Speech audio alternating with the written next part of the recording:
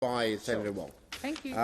Thank you, President. On Monday, Israeli soldiers stormed the Jenin refugee camp, killing 5 Palestinians, including a 15-year-old boy, and wounding at least 91 Palestinians, 22 of which are in a critical condition.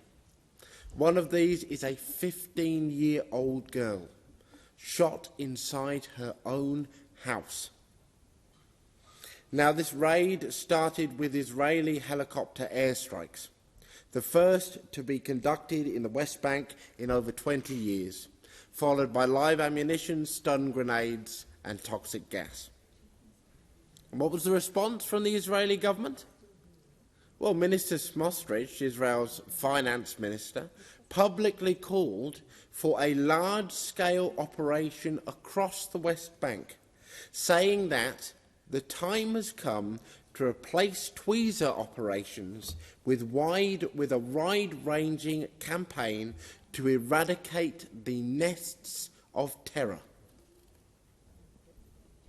Now, surging violence in the occupied West Bank this year has killed 123 Palestinians in this year alone, along with 23 Israelis. In response to this raid, 4 Israeli civilians were murdered in a counterattack by Hamas. A further 4 were wounded. Now, the Greens condemn all acts of violence. The murder of another human being is an inexcusable crime.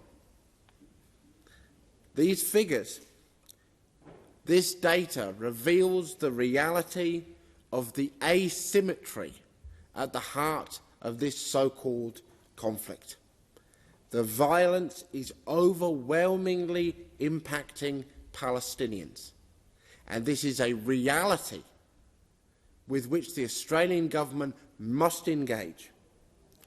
The racism and oppression that Palestinians are subjected to every day, the system of race-based separation, dispossession and discrimination, the system of Israeli apartheid must be recognised for the crime against humanity that it is.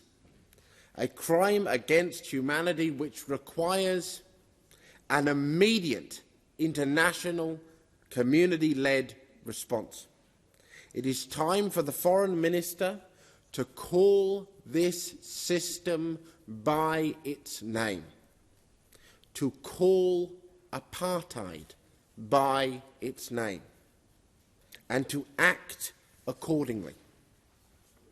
Now, instead, what we see from this Labour government is an inability even to fulfil the terms and requirements of its own national platform to recognise the statehood of Palestinians.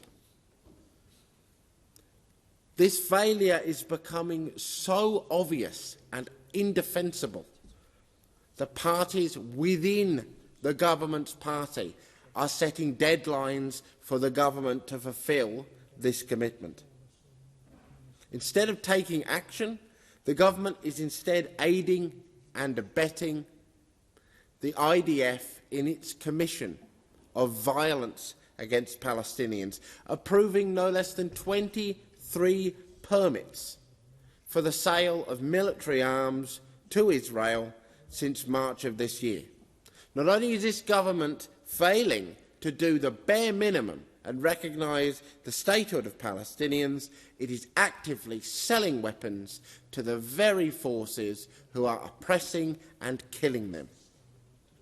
It is time that the Australian government recognise the reality that the Netanyahu government is the most far-right and extreme coalition of parties that has ever been seen within the State of Israel, and join with the Greens and progressives across the community, Palestinian and Jewish, in calling for targeted sanctions and boycotts to be applied against these bigoted, racist ministers.